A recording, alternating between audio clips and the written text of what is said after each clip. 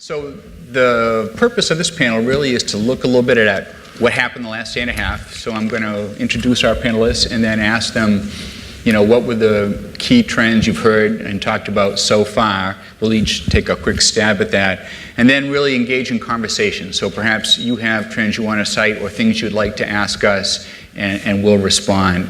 You probably know everyone up here now. Alex is my colleague. He's the editor of Datanami. He's done a great job. I'm John Russell. I'm the editorial director of Tabor. Steve Yatko of, if you take Yatko and spell it backwards, you get OK Company. That's Steve. OK. And then, so you could have a palindrome, I guess, if you put them next to each other. And then we have Kirk Bourne, who's an astrophysicist from George Mason University, and who has brought a lot to this conference over the years, actually. So anyway, with that, let me start, because I probably have the fewest bullets of anyone up here. So to start with, again, this is just the past couple days. I was surprised at, I'm hearing people say bad things about Hadoop in the press. Sometimes it's passed, it's not really happening. But there were two specific deployments ongoing in various sessions that I heard about, one at Tulane, one at another company. In both instances, they were being very successful. And what was happening is that older enterprise technology implementations were unable to meet the need, the big data need, and a transition to Hadoop actually was able to meet the need. And those are, so the proprietary existing systems were actually being swapped out for Hadoop, and it was working. So that was kind of interesting. The next thing was the skill shortage. There's been a lot of talk about the skill shortage in the analytics world. No surprise there. We had some conversation earlier about how the physics community sometimes fills in, and what I found interesting, we talked about there being a shortage, and I believe it was IRA who talked about they have been recruiting from Fermi Labs, which is winding down. And it's of course it's a wonderful fountain for physics. It has a lot of interesting things have happened there. But interesting to me that when they went looking for talent, they happened to be in the Chicago area near where Fermi Labs is, and are recruiting from that. So I think that's an indication of two things. One, of the scarcity, but also where you can find the talent. Let's see. And the last thing on my list, really, before I turn over to the people who know this area, was pooling of data. I thought that was fascinating that one of the sessions, or maybe it was a general session, we were discussing how the data is always more valuable when you put it together. However, if you are a big generator of data, the question arises at some point, well, I have enough data, do I really want to share it with anyone else because maybe I'm giving away competitive advantages? And that was what this person was talking about with Walmart. Walmart felt that, and so no longer contributed their data to this huge database. And then 2 or 3 years later decided that wasn't working. They needed to know what everyone else was doing as well, that the insulated view, however big the database is, was not sufficient, and they now share their data again. And I think that's interesting in the sense that access to large pools of data really does make this stuff more interesting and meaningful. And with that, I think I will go to my left, since Steve is next to me. All right, we can start Kirk. Okay, we'll start down here. Thank you. Okay, so I appreciate the invitation to speak to you again. I try not to say all the same things I said this morning. So a couple things that really struck me. I didn't have quite a detailed list as we just heard, but one of the things was this whole idea of, I guess it was, who spoke first yesterday? Was that Molly Rector? Molly talked about, we all see these lists of sort of the top trends in our field, right? And so I follow and tweet about big data analytics all the time. And so there were, at the turn of the new year, there's all these lists of the top big data and analytics trends for 2015. But what she said, it seems like there's a top 5 trends list every week now. And one of the first things I said yesterday when I walked in the building, I ran into Alex out in the lobby, and I said, I just feel like there's sort of a meta explosion of information now.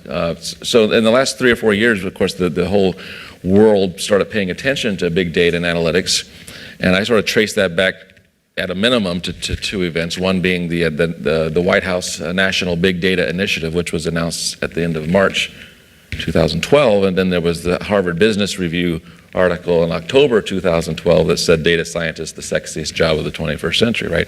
So I think those two things contributed to a lot of attention being paid to this.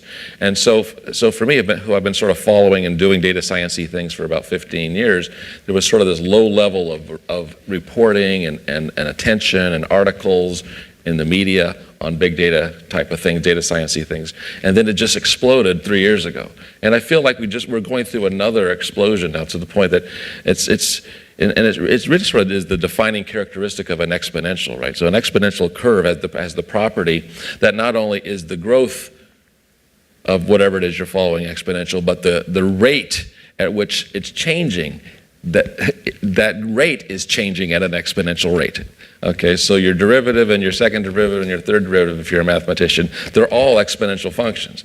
And so if something is like 10 times more or 100 times more than you were used to 3 years ago, now it's like 100 times more than that now. And so the more I hear the things I've been hearing all today and things last night even, it sort of confirms that we're in a space now where so many different groups, and we hear about the Children's Hospital and the discoveries there to help children, and we're hearing about in the supply chain analytics, and we're hearing about in one of the groups I was in just now, I was hearing about computer hardware manufacturing, and I was scratching my head, how does that computer hardware manufacturing tie into what is more of a software thing, analytics? And then after a short conversation, the list just started flowing. Supply chain, they're dealing with supply chain, customer engagement, predictive marketing, prescriptive marketing. There's just one thing after another, and it's all of a sudden like it's a multiplicative factor in each individual business and each individual sector. And so I guess I'll just leave it with just that sort of one observation, which encapsulates to me sort of my experience at this week is sort of this sort of meta growth of what was already a growing field. So. That's good. And, I echo a lot of what I just heard from Kirk. For me, what was interesting is to really have the conversations with people outside of financial services. And it's good to see that, we're all dealing with some of the same challenges. But the problem is these challenges are pretty serious. And the fact that, one of the greatest trends that I've heard, just ubiquitously is the skill gap. And that maybe there's one or two experts in their firm, or maybe they've hired a head of data architecture, but that's the depth and the breadth of that skill set isn't strong enough for the organizations to really start somewhere with confidence and be able to build out the platforms to really meet the challenges that they know they're going to face in their business. And as we described, and I'm talking to a lot of people.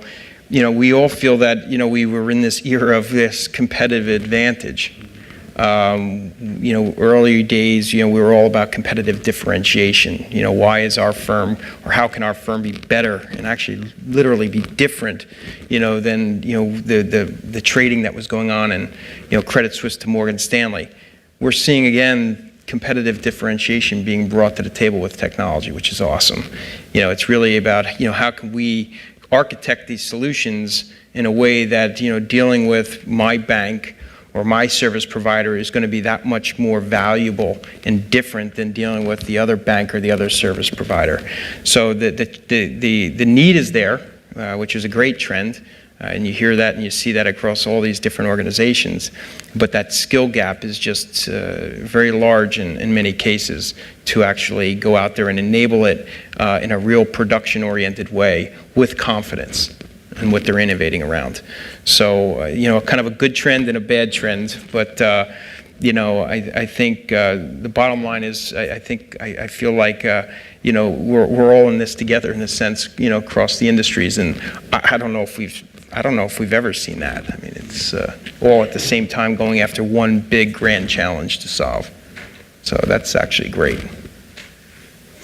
Some of the things I've heard, the size of the data, the volume, is still a big issue. Maybe it sounds like a no-brainer, but if you hear companies like Amazon saying, they have unlimited compute available for you, companies still have to make the trade-off of cost versus performance. sequencing genomic data, that still takes a lot of horsepower. So you got to sample it down. So there's still sampling going on. The fact that normalizing unstructured data still takes a lot of time. Before you can do any analytics on it, you need to hammer it down into something usable. One thing that didn't really come up is data quality. That's, to me, a little unusual because I know that's still a huge problem. Before you can do analytics, you need to cleanse it. To the fact that that didn't come up maybe means something, maybe not. Using big data analytics for competitive advantage or just keeping up with the competition, it's kind of a mix of both from what I hear. Some companies are trying to use big data architectures to reproduce what they were doing using old architectures, just doing it maybe a little more cost effectively. Other people are jumping out ahead and getting ahead of the competition. Dr. Bourne mentioned a company with a $2 billion payback on a $15 million investment. Yeah. That's huge. Even just getting a 1% payback for these big companies, that's well worth the effort to do it.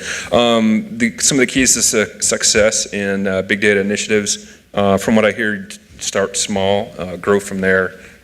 Make sure you have successes. I think that's what Carrie at Dow Chemical mentioned.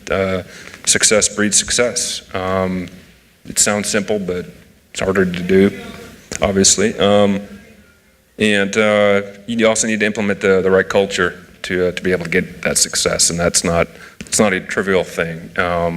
Can't be big data cowboys just jumping in there, saving the day. You need to put a process and a culture into place so that it's reproducible, and that's not an easy thing. Those are pretty much my observations. So what I'd like to do is not just open it up for questions from the audience, but also invite you to perhaps talk a little bit about what you've seen as well that we could all comment on, because one of the values of an event like this is to share those kind of things, and I'm sure you've all heard or seen something that we haven't, and it would be nice to hear your perspective as well. So with that, let me just open it up to the audience. Tired audience? Preston. I was going to call on you anyways, Preston. Predictive analytics. So Alex mentioned the issue of data cleansing. And as I shared with Jeff, I think, earlier about DNB, I'm sorry that they're not here, but DNB has a number of patents on scrubbing the data. So, and those patents allow them, for example, you can get data out of, say, a region in Mozambique. The data set that you use to identify a business in the United States of America is not going to be the same that you get from that third world country.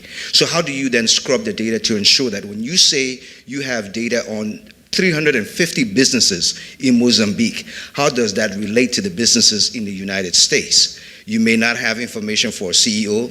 The business may be out in a farm somewhere, 200 miles away from a major city. You don't have a physical address that you can use to market to. So if you're using tools like email marketing and those kinds of products from DNB, you may not be able to use those product lines to address your business development initiatives in places like Kenya or in Zaire, in other parts of the world. So data cleansing is something that DNB does a lot of. And like I said, I'm sorry they're not here to have someone with expertise to speak to it. I had exposure to it when I was product manager for global data collection. And I knew that those were the things that were going on at the time to ensure that the best clean data was being made available for people who had to make investment decisions in different industries across the globe. So some companies are in fact doing that. But you're not working with DNB, right? No. Okay. So I'm with GPC Global Services. I'm very familiar with what goes on at DNB still. Anybody want to comment on that? Well, I think the point is it wasn't a trend discussed here. So exactly, it's, the fact that they have patents, maybe they're the only ones thinking about it in the way they are. But, I didn't hear anyone talking about the data cleansing, and it's definitely as a result of where we are in the phase of adopting. Right now, people are just focusing on making sure they understand the data, where it's at, and how to get it and actually store it in the most cost-efficient yet performant way. And then the cleansing might, I mean, I would say Reuters probably has got the cleansing down pat, but, for the most of us, I don't think we're in that phase of thinking. But I just think it wasn't a trend discussed here as well. I didn't hear graph analytics discussed either, which is another emerging market that's coming up really fast. Yeah. Yeah, so since you brought up Reuters, I thought I would just comment on it, being from Thomson Reuters. When it comes to the data cleansing, we do have a pretty good process around structured data. So when we talk about the tick data that comes out of the markets, and it is a rather compute-intensive thing to go do, especially when you're trying to create a time series database versus what's coming off of the real-time ticks and how people can correlate between the two.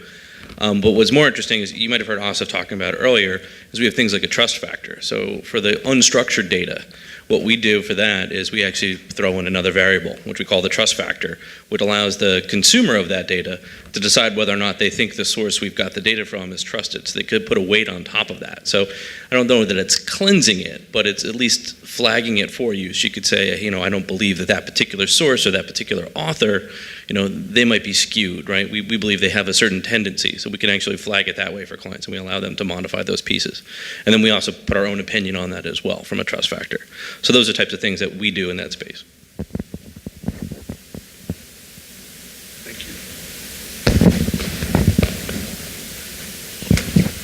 Yeah, I didn't call it out explicitly, but it's a part of that that domain expertise that I was talking about. Putting together somebody with domain expertise with big data tool sets and HPC, because the domain expertise is what's required in order to do a good job at data cleansing. How do you have somebody with a calibrated bogosity meter, right? This data is bogus, and they know it because of their domain expertise. And there's no substitute for that. The person who's neck deep in the data is the one who's the best determination of whether or not the data is any good. So, but it's massive. We're still seeing the 75% of the time that it takes to go from data to insight. A huge portion of that is the data cleansing, data calibration, statistical analysis, just to make sure that this is good stuff to go forward with, to insight.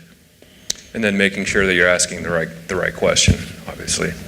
It's important too. But I would say the cleansing is definitely, when you think through it, it is a science. It's not so much an art anymore. And I remember being young and going in on one of my internships, actually, Merrill Lynch.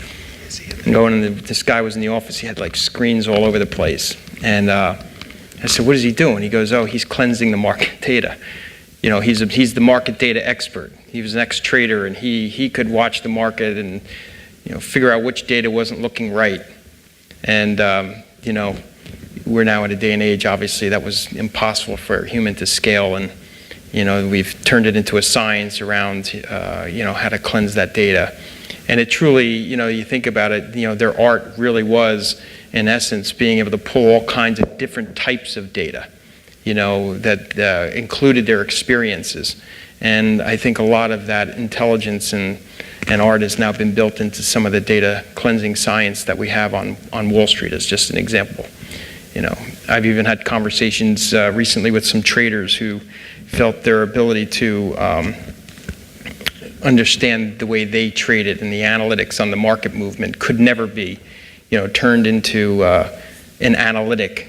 And now that he's retired, he's saying, "Oh, I'd love to automate that role on the street because we could probably do it, with some of the technology." So I think, if people put enough thought into some of these more manual efforts, obviously they can be turned into science. So I'm wondering if any of you guys envision sort of this app store-like place for analytics. And so, I ask this question because suppose I'm a fraud analyst working at a local bank, and I know that perhaps Bank of America has developed these fraud detection models that are effective. And so perhaps I have the infrastructure in place, I have a dupe set up, and all of a sudden one day, I just want to click and download their model and run it against my data. So do you see that being part of a natural evolution of the way things are moving right now?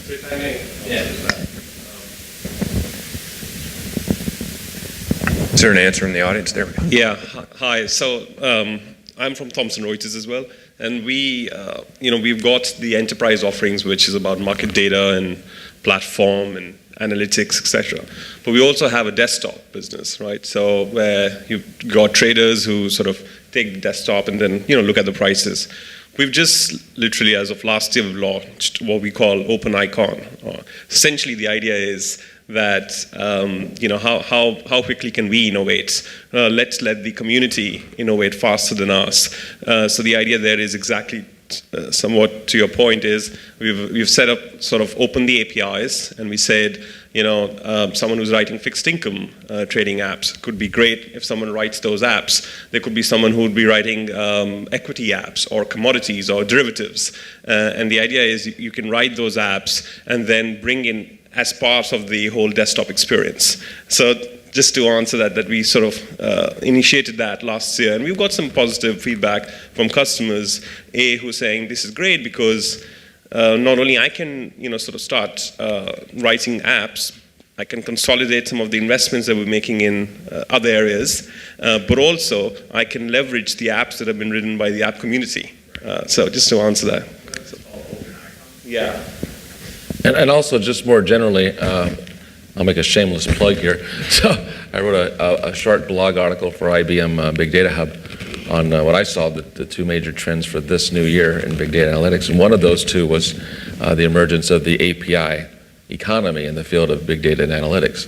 So in fact, there's companies like Programmable Web, Apigee, which is A-P-I-G-E-E, Apigee.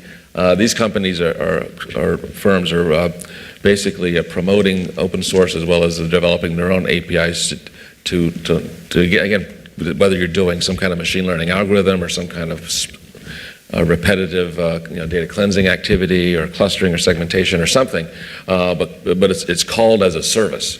And I think we're sort of seeing this everything as a service now, right? I mean, everything is a service, right? So we got infrastructure as a service, platform as a service, software as a service is so last century.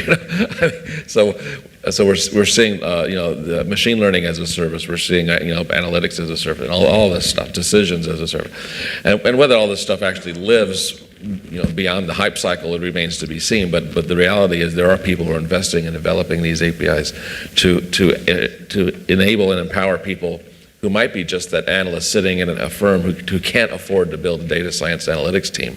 What can I do? And having these things available, especially if they're open on an open web platform, is really advancing the whole community when these things happen. I think the trend is toward building these big data pipelines that you can just kind of, grab the piece that you want and plug it into your pipeline, and get the results out of that, and then plug it into something else. And a lot of it seems the vendors are saying it's going to all be automated. Microsoft has their Azure machine learning factory or something like that, but they're offering this as a service on their cloud. And there's a few others. I think MapR has a fraud detection application template that you can get. So that's the direction that these are going. These application templates, APIs that you can call. So it's all becoming open and accessible. I have a comment.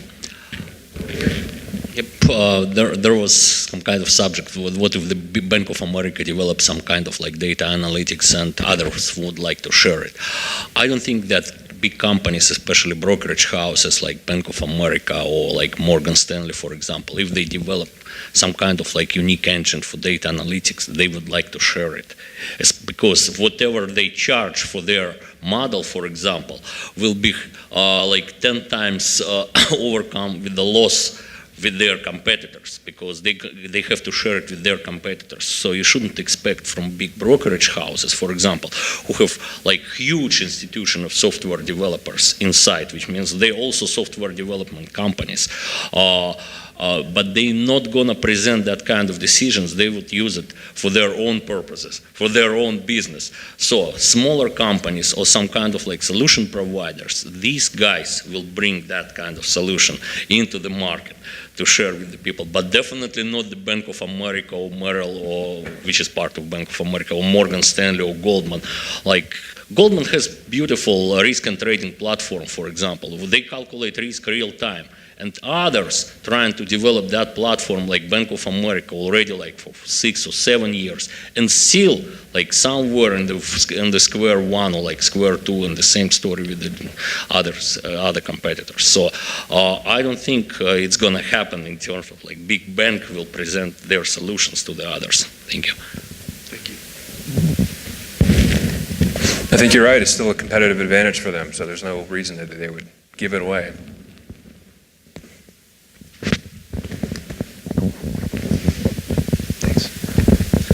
So I think that comment is right for their current competitive advantage, but their analytic that is giving them a competitive advantage is always changing. So, a lot of what we've looked at in the real-time space, when people are looking at it, people are trying to figure out why guys were coding in Java and whatnot, and really what came out of it was instead of coding in C, where they thought it was much more robust, it could deal with the high performance, they were coding in Java because a lot of the models and strategies they had would only live for 30, 60, 90 days, and by the time they got it put into C and hardened, it was disposable, right? They didn't care anymore. So, the thought process that goes into the analytic is the real IP, and then that's constantly changing on them. So I think you'll see Bank of America giving away those things that they think are no longer the real differentiator and how they're doing their trading, just to attract attention and get people thinking about Bank of America and coming over to them. Put them on your app store. Yes. If I might just quickly add, I think Bob is right, but what we are seeing is, in addition, so if you look at analytics or quants, right, so the banks, let's say, run their VWAPs or, calculations. So they have quant guys who will collect the data and run these VWAPs. Those type of areas, we're seeing probably vendors like us, like Thomson Reuters and others, we are already developing sort of an analytics as a service. So the idea is that, why don't we compute you and give you the data as a market data feed, right? We're doing anyways today, giving you real-time information. How about we go back, we compute, and give you the sort of the result. But I think the gentleman who made the point earlier, he's right, that what the banks won't share is their secret recipe that allows them to make the money on top of it, right? But they'll be more than happy for certain things to get commoditized, where they're like VWAP calculations or, some basic fund analytics. Those things they would probably, and they'll start expecting some of the vendors to deliver that because the cost and the infrastructure and the TCO just doesn't make sense for their key developers to be focusing on that element. So I think that area I would see, sort of us and other vendors probably innovating. But the secret sauce, it'll be difficult for the banks or, for a key trader to give that away. Mm-hmm. One more comment from the audience?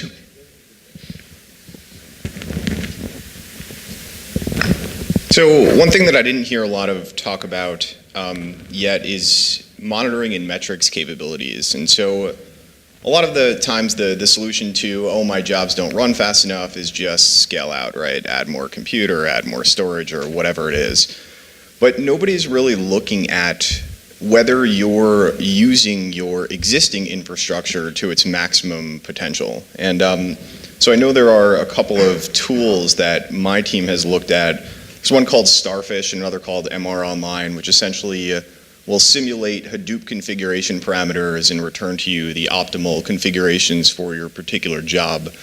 And so, but Starfish isn't scalable, and I haven't really seen MR Online packaged. I'm wondering if you guys know of any other similar tools or groups of people who are trying to look into this problem, because, again, you're just wasting compute resources, and you don't even know why or how to characterize it. Mm-hmm. Yeah, there's definitely things going on. We just didn't talk about it. Yeah, I agree with you. It was definitely a gap. The exhaust from big data is a big data analytic challenge too. I think to your point, you've now got these massive clusters with all kinds of, machine-generated information coming off of that cluster. What do we do with it to re-optimize our environment? And it goes beyond monitoring your big data environment. It goes to how can big data be used to monitor your environment. And so those two things, there are definitely some emerging technologies that are out there. I mean, I know my team in particular was leveraging some of the stuff around ELF and how that could be leveraged. Obviously, that's not a vendor, that's more of a framework. But those are some of the constructs that we're looking to do some things internally to visualize the output of the cluster so we can report to our own clients in our performance benchmarks. But there are definitely operational analytic companies that are starting to pop up now that we're seeing and we're talking to. On Hadoop, that are scalable and have industrial strength around them. There's a vendor called Pepperdata that says they can do this on Hadoop. They can control jobs at a very granular level and let some jobs run, basically give you SLA-like capabilities on a Hadoop cluster. Yeah, you might check them out. Pepperdata, you said? Pepperdata. So I think that's another area, though. I don't. So, is it? Yeah, I think it's Job another area monitoring too. and control. Yeah, I think that that's a whole other space too. Oh, is it? That wasn't too much talked about, but No. yeah, that's another kind of little micro, segment inside of big data that's innovating very quickly too. Yeah. If I So could all just, the container management and whatnot.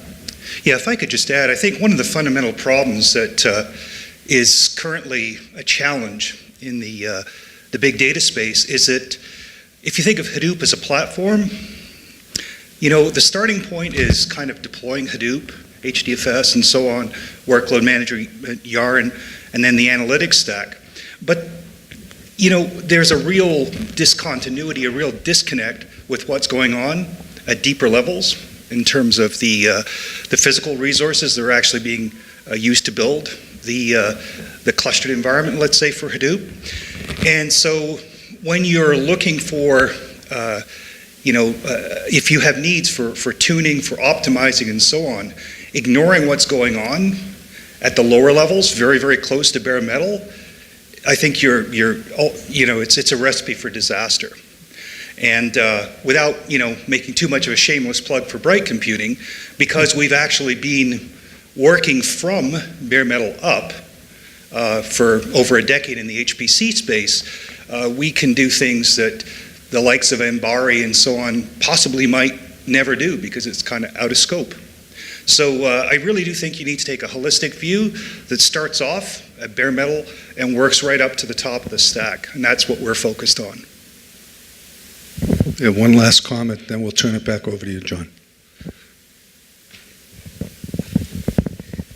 This is in response to Kirk bringing up this topic, is that it's fascinating that what's happening with big data is what has happened with high-performance computing or server computing in general, is that originally there were certain companies who had competitive difference, competitive advantage, who charged a premium for it, and rightly so at the time.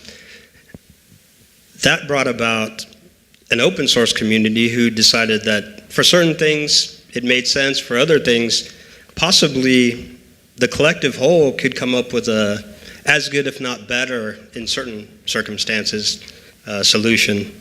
So it's amazing to watch. It's almost like I'm seeing the same thing happen in this, what I would say, relatively young community is already started talking about open source and just the whole concept of open sourcing, or even if I dare extrapolate, like a social media type of arrangement where, let's say, a Facebook has a data set that is phenomenally, it's just huge, unfathomable almost. But then we start talking about the how good is that data and what is it used for, and that's where we get into where people can kind of differentiate themselves. But I think there's more to discuss, and not at this time, but the parallels between the two, I think, are they're definitely there.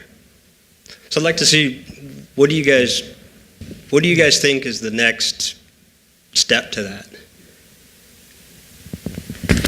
Any quick responses? This is sort of the last one. I think we'll have to end it after this. Well, I have a response that might not actually be answering your question, but it was something I was thinking about that's similar to your question. And this idea is around what's the concept of safe harbor. And I never really paid too much attention to that concept till I spent a week in Australia last summer advising and talking with numerous companies and government agencies around big data analytics in Australia. And I had amazing experience one evening where I had a private dinner with the vice president for analytics of the largest insurance company in Australia. And so it was just her and me and our handlers at the dinner table for 5 hours talking about this stuff. And it came around to this safe harbor concept. And I said, well, explain to me what that means to you. Because I mean, I've heard the word, but I don't really know if I understand that. And she said, basically, there are problems that need solutions that those solutions should be shared in the industry. In her case, it's the insurance industry. For example, building really good predictive models of risk, right? Because insurance is all about costing or pricing out risk, right? And so she said it shouldn't be owned by one single company when it's affecting the entire population, the entire citizenry. And so the idea of safe harbor is these companies can share their data with a trusted authority. And she was looking at me because I work at a university. She said, "Oh yeah, universities are trusted authorities." And I said, "Oh boy." I beg to differ, but anyway. But the idea was that safe harbor, whether it's a university or a nonprofit foundation or whatever, doesn't have a financial stake in the outcome, right? So they can look at all the data from all these different sources and sign, non-disclosures and everything else, and find, a path to a solution that everyone can benefit from.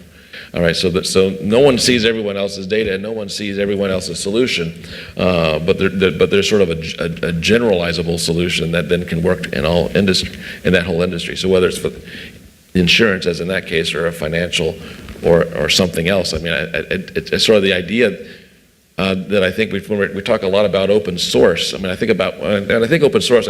First two things I think of are Linux and Hadoop, right?